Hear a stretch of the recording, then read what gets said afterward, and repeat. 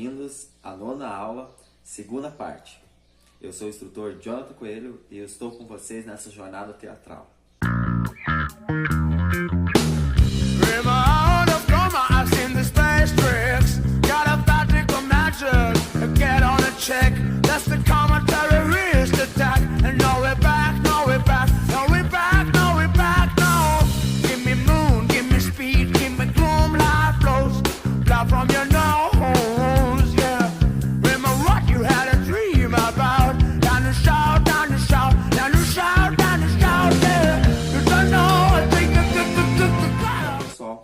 Então assim, nós estamos falando um pouquinho, revisando algumas coisas do teatro, né? Principalmente aí, na primeira parte eu trouxe um texto do William Shakespeare e eu espero que vocês tenham aproveitado e pensado muito, tirado várias conclusões.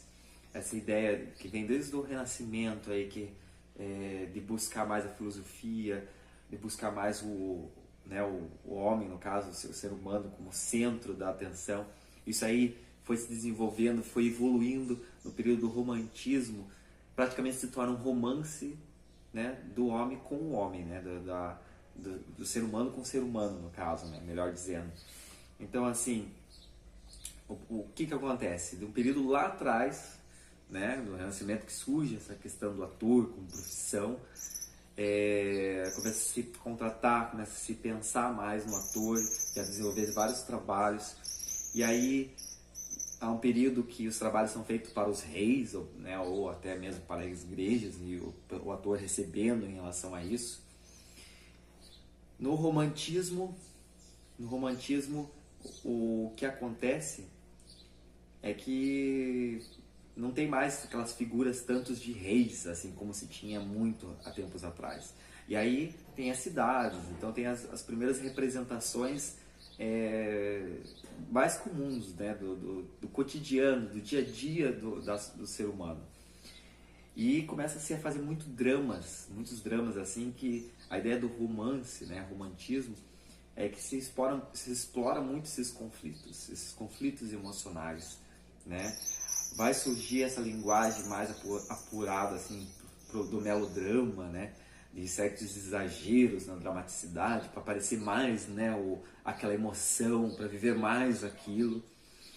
E aí, assim, avançando um pouquinho mais, chegando aí, né, no século XIX, nós vamos ter uma nova visão de teatro. Nós vamos ter um momento que chamamos de realismo.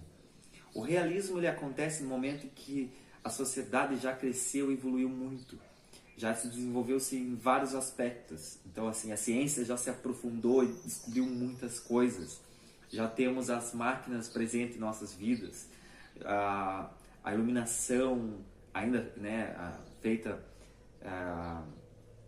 ainda, né, a véus e tudo mais, mas em pouco tempo, só no século XIX, no final do século XIX, vai aparecer luz elétrica. Então, assim, o século XIX ele teve grandes transformações.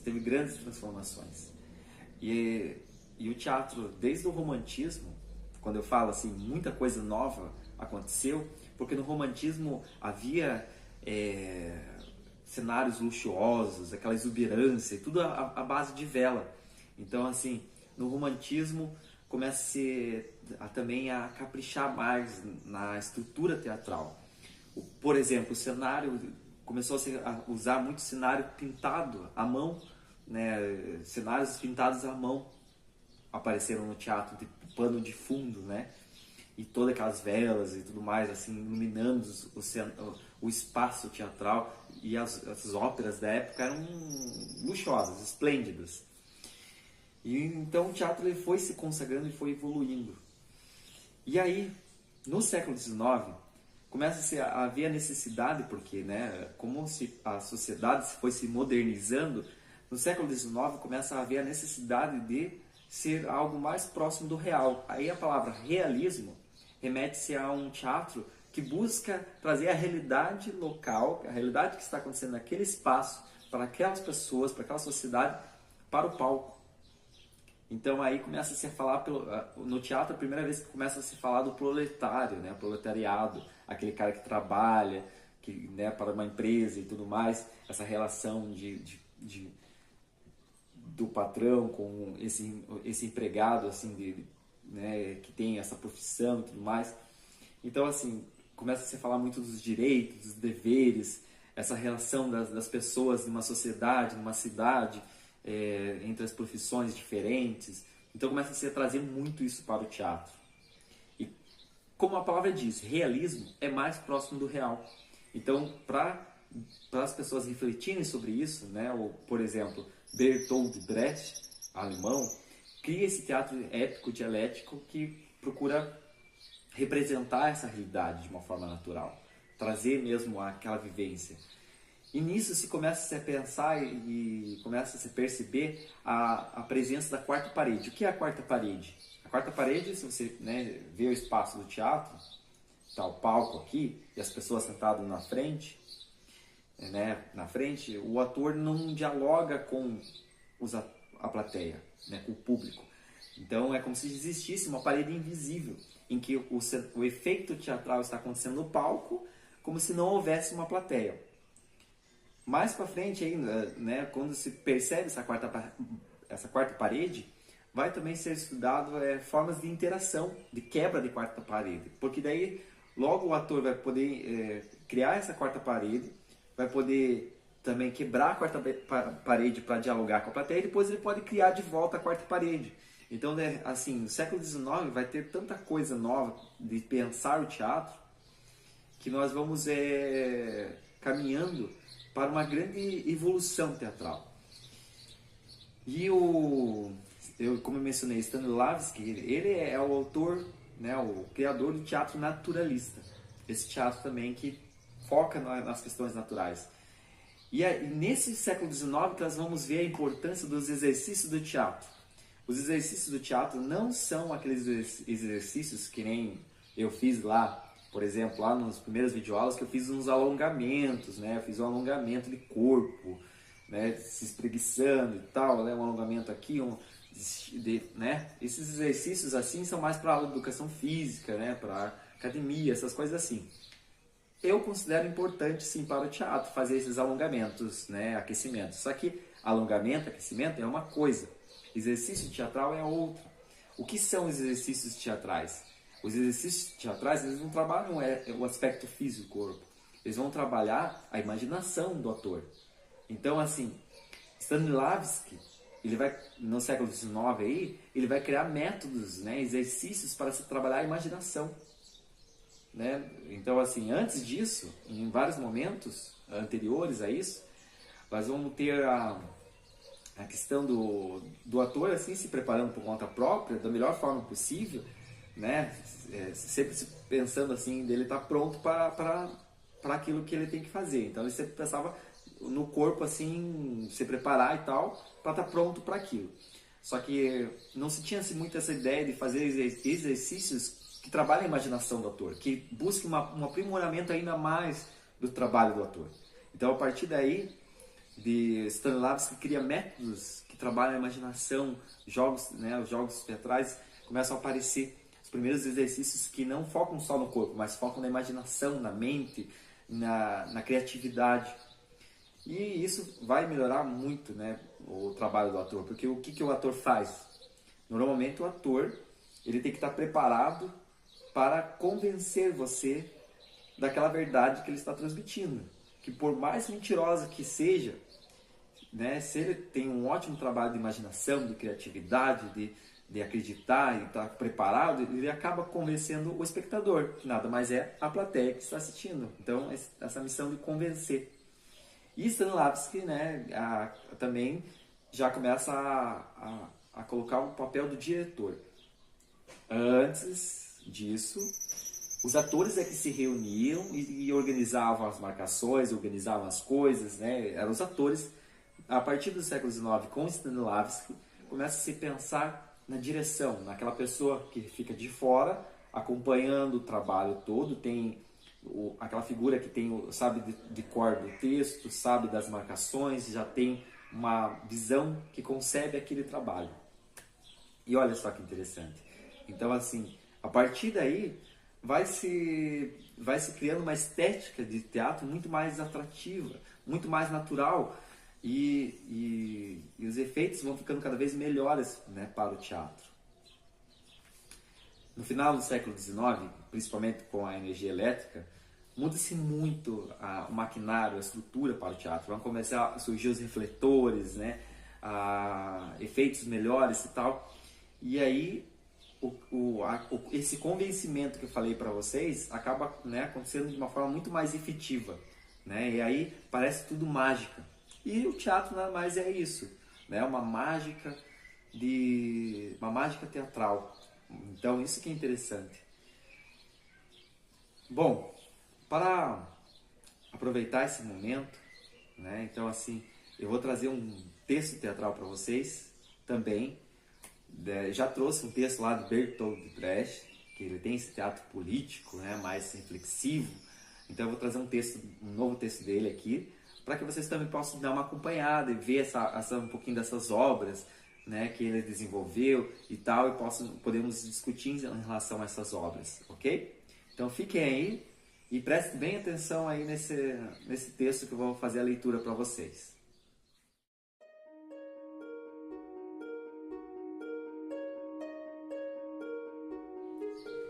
Quem faz a história? Bertolt Brecht. Quem construiu a Tebas de 7 portas? Nos livros estão os nomes dos reis. Arrastaram eles os blocos de pedra? E a Babilônia, várias vezes destruída? Quem a reconstruiu tantas vezes? Em que casas da Lima Dourada moravam os construtores? Para onde foram os pedreiros, na noite em que a muralha da China ficou pronta? A grande Roma está cheia de arcos do triunfo. Quem os ergueu? Sobre quem triunfaram Césares? A decapitada Bizâncio tinha somente palácios para seus habitantes? Mesmo na lendária Atlântida, os que se afogavam gritaram por seus escravos na noite em que o mar a tragou? O jovem Alexandre conquistou a Índia sozinho? César bateu os gauleses. Não levava sequer um cozinheiro? Filipe da Espanha chorou quando sua armada naufragou. Ninguém mais chorou? Frederico II venceu a Guerra dos 7 Anos. Quem venceu além dele? Cada página, uma vitória. Quem cozinhava o banquete? A cada 10 anos, um grande homem. Tantas questões, tantas perguntas.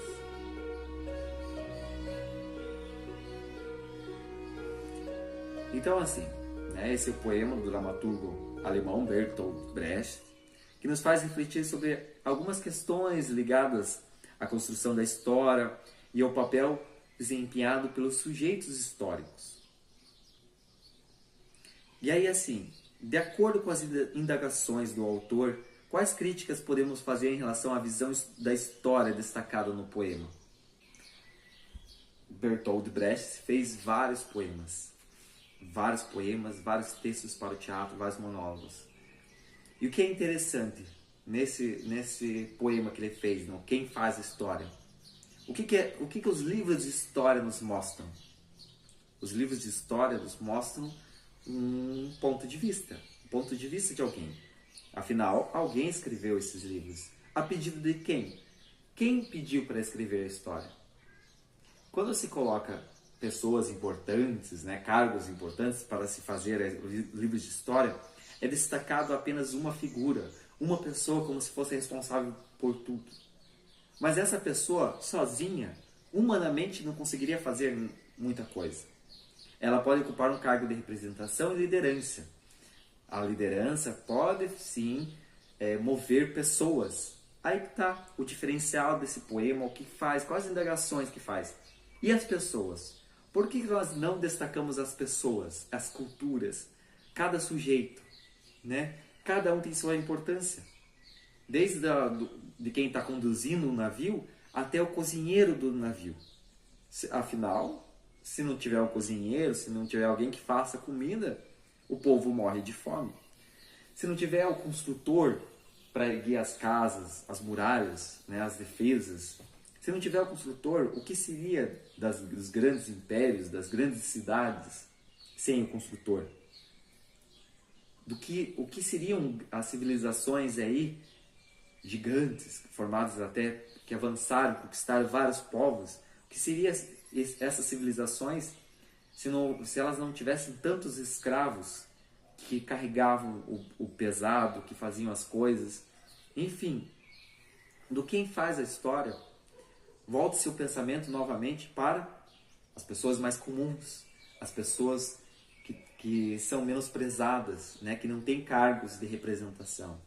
E elas fazem toda a diferença na história. Bertolt Brecht destaca muito as pessoas nos seus textos para trazer o papel reflexivo para vocês, para nós, da nossa importância. Que nós temos que pensar sobre o que está acontecendo, nós temos que se tornar mais ativos, uma voz mais ativa, que nós temos que reconhecer o nosso valor.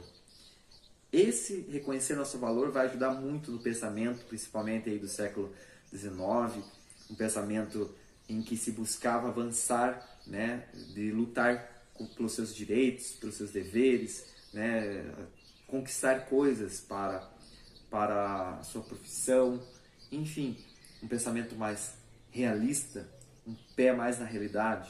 Bertolt Brecht traz esse teatro dialético, reflexivo, teatro épico, para se pensar e se questionar, para se fazer presente o questionamento. Eu espero que vocês tenham aproveitado esse material que estou trazendo para vocês, esse texto e tal, e vamos falar mais sobre isso, discutir mais esse teatro aí romântico, né? O teatro, essa linguagem lá do William Shakespeare, essa linguagem agora também mais realista, do Bertolt Brecht, do Stanislavski. Vamos buscar compreender mais essas linguagens e buscar compreender mais a importância desse teatro para os dias de hoje. O que isso vai nos impactar? Eles foram tão profundamente que eles estão trazendo pensamentos e questionamentos para a nossa realidade. Por isso que o teatro é muito importante. Nós temos que reconhecer a importância do teatro.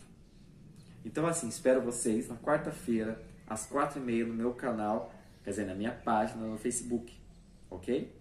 Espero todos vocês lá, para nós dialogar e falar um pouquinho mais sobre isso, sobre a história teatral, revisar algumas coisas, sobre a importância dos exercícios teatrais, né? O exercício de imaginação, de pensar, de se aprimorar o trabalho do ator.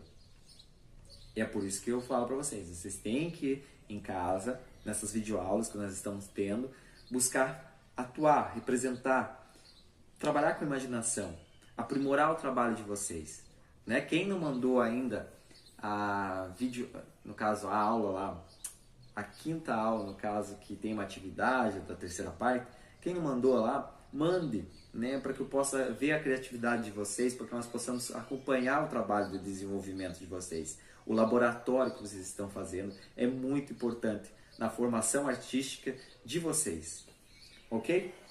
Então, assim, qualquer coisa, espero vocês na live. Muito obrigado por estarem acompanhando as videoaulas, muito obrigado por estarem vindo até aqui nesse momento.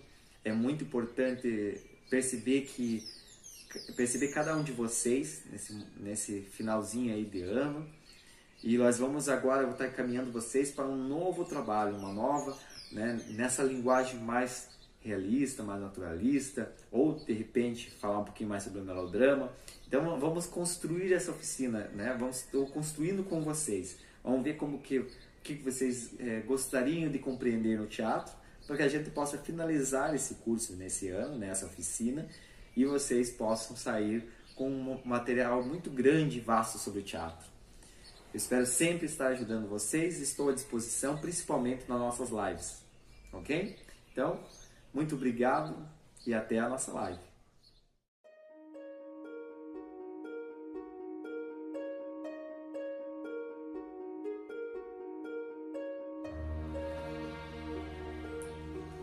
O analfabeto político, de Bertolt Brecht. Ele não ouve, não fala. Tá, arrumando. O analfabeto político, de Bertolt Brecht. O pior analfabeto é o analfabeto político. Ele não ouve, não fala, nem participa dos acontecimentos políticos. Ele não sabe que o custo de vida, o preço do feijão, do peixe, da farinha, do aluguel, do sapato, do remédio, depende das decisões políticas. O analfabeto político é tão burro que se orgulha e estufa o peito dizendo que odeia a política. Não sabe o imbecil que da sua ignorância política nasce prostituto, o menor abandonado e o pior de todos os bandidos, que é o político vigarista, pilantra, corrupto e lacaio dos exploradores do povo.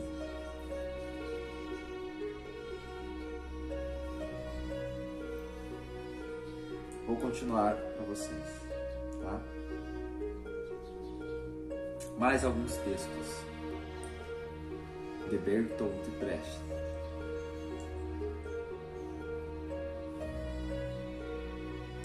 Nada é impossível de mudar. Desconfiai do mais trivial na aparência singelo, e examinai sobre tudo o que parece habitual. Suplicamos expressamente, não aceiteis o que é de hábito como coisa natural, pois em tempo de desordem sangrenta, de confusão organizada, de arbitrariedade consciente, de humanidade desumanizada, nada deve parecer natural, nada deve parecer impossível de mudar. Mais um texto de Bertolt Brecht. Privatizado. Privatizaram sua vida, seu trabalho, sua hora de amar e seu direito de pensar. É da empresa privada o seu passo em frente, seu pão e seu salário. E agora, não contente, querem privatizar o conhecimento, a sabedoria, o pensamento, que só a humanidade pertence. Bom, então assim, pessoal, aqui nós temos mais alguns textos de Bertolt Brecht. Pelo que vocês perceberam, são poemas, são textos que podem ser dados por um ator, um monólogo.